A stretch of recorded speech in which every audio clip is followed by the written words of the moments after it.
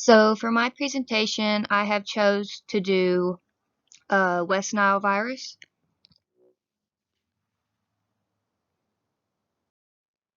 So West Nile virus is a virus found in the early 1999. It was an illness that came from infected mosquitoes that had fed on infected birds. When they bite humans, they infect them with the virus, causing them to now be infected as well. Birds get the virus when they eat from a sick or dead animal, like by eating a sick or dead bird, they have now been infected.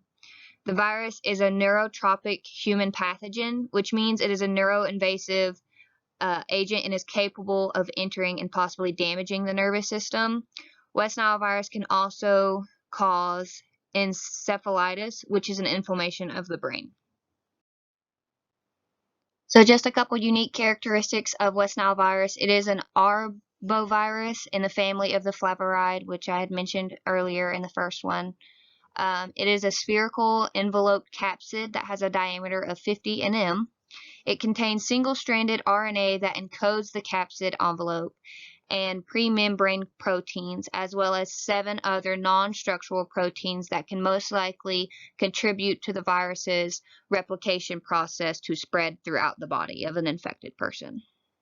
First identification of West Nile virus was found in Uganda in late 1937. It was first found in the U.S. in the summer of 1999 in New York City. It quickly established itself over 44 other states in the U.S. and 6 other countries in North America. And then on the right there is just a cycle of how West Nile virus is transmitted from bird to mosquito and then to horses or other humans. So on the right here is just a microscopic view of West Nile virus. Patient 0 in Uganda, they thought was just having a case of yellow fever or even possibly a type of flavivirus, which is what the type of West Nile virus is, but they didn't know that at the time. After inoculation of the blood samples, they found that the serum resulted in the isolation of the viruses with physical and pathologic similarity to yellow fever and flavivirus, but didn't quite match them to confirm it was either of the two. They later found that it primarily was affecting the central nervous system, suggesting their neurotropic behavior as West Nile virus's pathogen. So looking into the microbiome background of West Nile virus, doctors and providers will usually start with testing your cerebral spinal fluid and doing a blood test to detect the West Nile virus's specific IgM antibody that it produces inside your body after being infected. They can usually be detected within 3 to 8 days after being infected with the virus. This provides doctors with an actual good result to cross-reactivate antibodies in your body. Viral cultures and tests can also be done to detect West Nile virus's viral RNA. In early stages after being infected, a provider can look at your tissues to identify the virus as well, as it does weaken them, and that is what causes you to have the tremors and such. It is also a single-stranded positive sense RNA virus as well. So, of course, with any virus, there is going to be an outbreak occur at some point in time. West Nile virus's first real outbreak wasn't until the late 1950s. It occurred in Israel in a small town where over 123 cases with no fatalities occur, so that's always a plus. Among 303 inhabitations and 5 younger children representing the major groups of the case. This outbreak helped scientists associate the first couple features of the virus, those of course being fever, headache, abdominal pain, vomiting, and tremors in the major cases.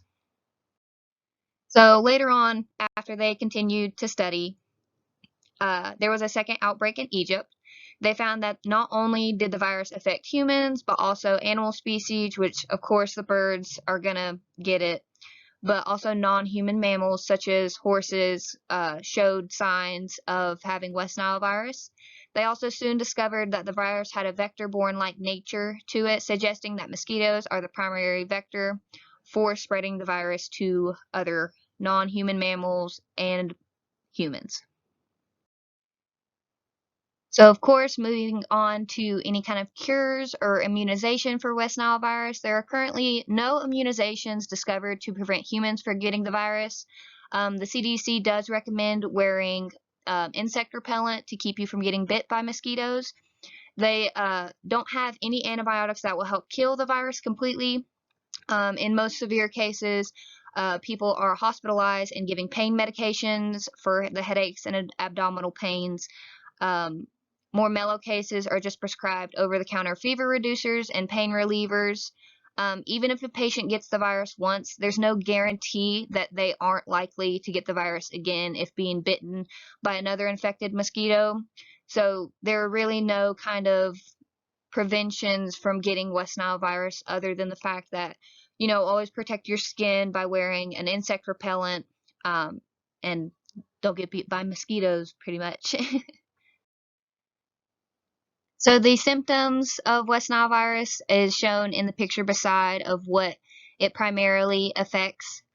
In mellow cases, most people won't even know they have the virus until they go get their blood test done. They will show small symptoms such as diarrhea, vomiting, headaches, abdominal pains, and dizziness.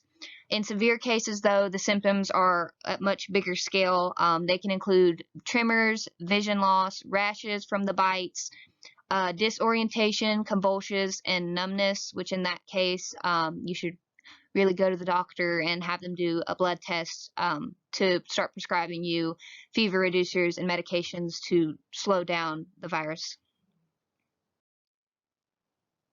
So the primarily age group affected by West Nile virus is older people in their 50s to 60s, as well as younger children. It can also be fatal to people with autoimmune diseases and people with immunocompromised bodies because your body won't be able to fight off the virus as well as others.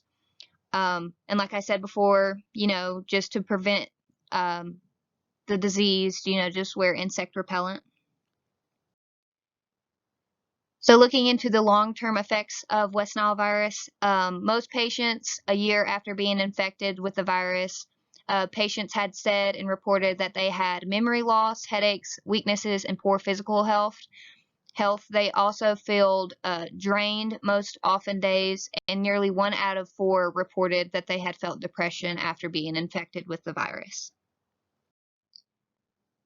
And lastly, here is just the sources that I used to find all the information for the presentation.